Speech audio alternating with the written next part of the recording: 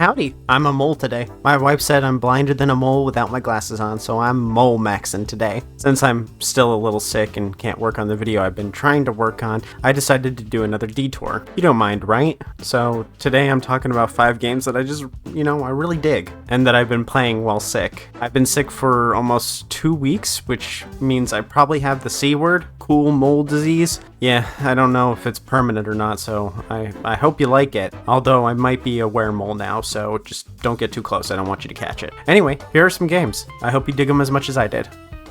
Barbie, Ocean Discovery. Now hold up before you click off, just give me a chance. Let me explain. I'm not joking. When I was growing up, my mom let me play with toys regardless of the gender that they were intended for. She read a magazine that said little boy moles that grew up playing with dolls became better socializers. I didn't play with dolls, and now I pretend to be a mole on the internet. So I guess they were right. While mom was perfectly fine with me getting any of the toys I wanted when we had the money for it, her boyfriends weren't. They were worried that I might grow up liking boys. Me? A boy kisser? No, never.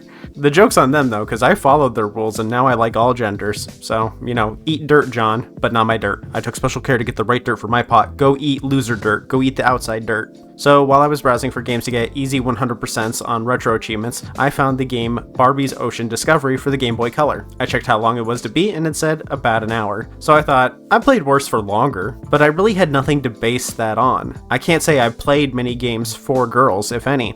I had written it off in my head as bad before I even started, and I was annoyed by that. So I played the game. I actually played it, because I judged it too quickly. The plot is simple though. You're Barbie, and you're doing some ocean discovery. The title really sums up the whole thing. You need to go through the ocean and find the secret treasure. You do this by finding the part to various artifacts that unlock the next set of objects. Each objective in this version is effectively the same. You swim around in these bright and colorful environments looking for these bubbles with minigame icons. Then you complete the minigame and you get an item piece. You only need to beat the first level of each bubble to beat the game. These minigames weren't anything crazy. There's a game where you do a puzzle, launch pearls, then catch them with a clam, guide a turtle through a maze, poke sea enemies until they're all closed, roll cannonballs into a barrel, play a matching card game, play Simon, match bubbles to rings in a timing-based minigame, and play another maze but with a dolphin in it. You can easily beat the game in 30 minutes, but it's pretty fun. To get 100% though, you'll have to play all of the minigames 4 times, which increases the difficulty further. Overall, 356 people have mastered the game so far, which is getting all the achievements, and I was number 350. So it's very easy to master, but I had a decent time doing it. If I compared my thoughts on girl games to what the adult men around me were saying, I assumed that they were all garbage shovelware and not worth the time or money. Barbie Ocean Discovery wasn't even that girly. It wasn't great either, but it wasn't bad. I'd never pay $30 or more that these were going for in the day, but $5 that they average now, I paid more for worse. It was fun playing it because it wasn't anything like my expectations were, because it wasn't really a girly game. This was just an early learning game. Blue's Clues, Blue's Alphabet Book. I thought, hey, I played one early learning game for easy achievements, what's one more? I loved Blue's Clues growing up as a kid. The day Steve left, it was like a lifelong friend moved away. It still gets me sad thinking about it, so when I opened this and I was met with Steve, I felt a single tear roll down my face again. I can't believe he would make me relive this pain. You left, Steve. You can't force your way into my life again just like this. Then I heard that garbled, crunchy audio. Where are all the pages? I can never stay mad at you, Steve. It's kind of funny though. Seeing Blue's Clues now and people getting all upset about it having drag queens in an episode and other queer people in one episode, it made me feel really good. It's like the show grew up with me, even when I stopped watching it. But I have to start talking about the game now, because if I talk too much about nostalgia and stuff like that, it starts to make me sad.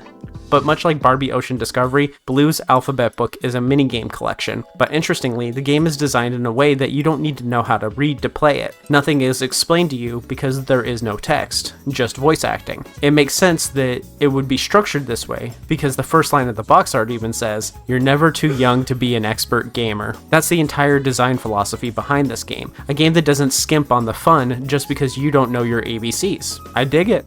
So you start by clicking a page in Blue's book. Steve takes the book from Blue and says, "Where's all the pages?" Then you click and you move on to a minigame. Blue wants you to match the object on the tray to the one in her book. You do this 6 times, then you find a clue and Steve writes it down. 1 letter done, 25 more to go. The next game has us pushing a letter through a maze to fill in the word. You do that minigame twice, then a clue, then the next minigame. The next minigame is completing the word, so maybe you have to read just a little bit. You get the idea of the game by now though. We do this for every single letter. As we progress, we unlock more minigames. Once you have a minigame unlocked, you can play it in survival mode. It doesn't call it that, but that's what it is. It's a mode where you play as long as you can stand to play. You can keep playing even when you fail, but Retro Achievements has achievements for playing these games for quite a while, like playing the sand maze 5 times in a row without leaving the minigame. Of course, these aren't a challenge besides Bear's leaf catching minigame and Soap's memory game, which just goes on for just a little bit too long. It was still fun to play this game though, as a reminder of my childhood. By the time I got a Game Boy Color, I had grown out of Blue's Clues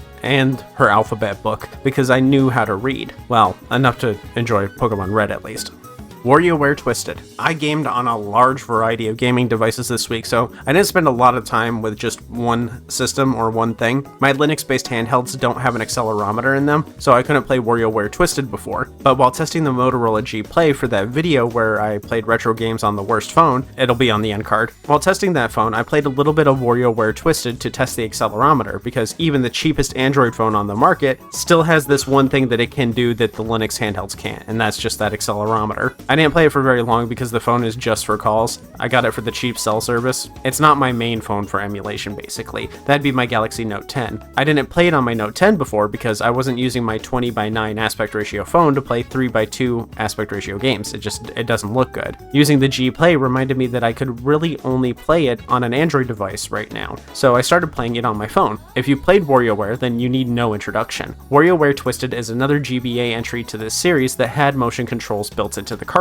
You'd play WarioWare microgames by tilting your device clockwise and counterclockwise. Each character that you play microgames for has different styles of play. Like Wario is just turning, Cats and Anna want you to use the A button, and Jimmy and his family represent jumps and difficulty. It's a very short game, but the value of WarioWare games doesn't come from just that first playthrough. It's like COD Zombies. You're trying to constantly push that wave count higher and higher and beat your score. It's a perfect game for playing on the toilet or while cooking. Since I played on Android, it was easy to pause, sleep, then hop right back in. I played with a telescopic controller, but with how little you use the buttons, you could probably get away with just touch.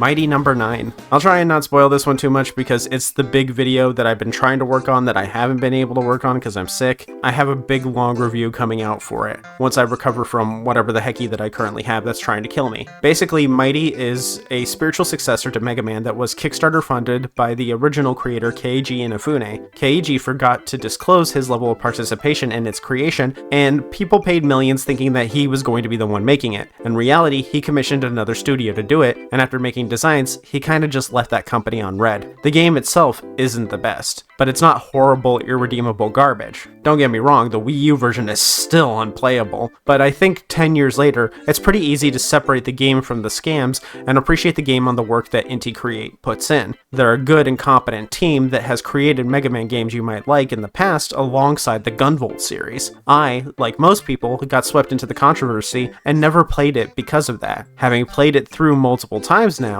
I don't think it's actually a bad game. I might even be so bold to say as, actually, Mighty Number 9 is a good game, and I think including Keiji on the process even more would have just made the game worse because he's old and doesn't know how to make good games anymore. Whoa, sorry. That was a little scary. So yeah, maybe don't listen to what everyone says all the time and try having an opinion that a YouTuber didn't tell you to have. Except mine. Mine is to go play it. Ratchet & Clank size matters. As I've said, I've been playing with a lot of different hardware this week. I hacked a 2DS, hacked a PS Vita, some Android game testing, switched to until my Will-O-Wisp started hoarding, and 4 days straight of trying to get Batocera and Linux working on a secondary PC for a video. One of those things was hacking my 1000 model Vita. That's the one with the OLED screen, the good one. Well, the heavy one. I have a video I'm working on as a Vita guide, but I need to play more Vita games first. My memory stick is only 16 gigabytes, so as you can imagine, I can't play much at once. So I'm having to beat games before I move on. I also need to get an SD card for my SD to Vita card. The SD card I was going to use is corrupted. It was the one that came with my RG Nano. Regardless, it's so easy to hack a Vita, even easier to get games on it, and it's been fun checking out the stuff that I just skipped over. But it's also been fun revisiting games I played before, like Size Matters. It's a PSP game. This one isn't one of my favorite Ratchet titles. It's one of the ones that I played the least. I've only played through it about 3 times as opposed to the double digits in Going Commando, Up Your Arsenal, and Deadlocked. I mostly blame my lack of time on it, on the lack of a second stick for PSP games. Size Matters controls the camera with LB and RB like Kingdom Hearts 1 before the remasters. It's terrible, and I hate playing like this, especially when my Vita has a second stick calling out to me that doesn't do anything in this game. It's your standard Ratchet game though. Ratchet is on a vacation when a little girl asks him to show off his heroics. Ratchet can't resist. He always wanted to be a superhero. After giving the little girl what she wants, she's kidnapped, and him showing off turns into him having to save the day again. I won't spoil it for you. There's a couple of twists. Check it out if you haven't. If you like Ratchet, it's like more on the Going Commando side in terms of how it plays. Dang, I was ready to list off another one, but that's 5 already. I played a lot of stuff this past couple of weeks. I've been wanting to spend more time making videos, but every time I'm awake for more than a few hours, I'm back in bed, and that just ruins my momentum entirely. So I've been trying to do these videos that can be finished in short bursts or in a day. Anyway, thanks for watching, and don't forget to tip your mole. I take likes and subscribes, and I'll see you later. Bye.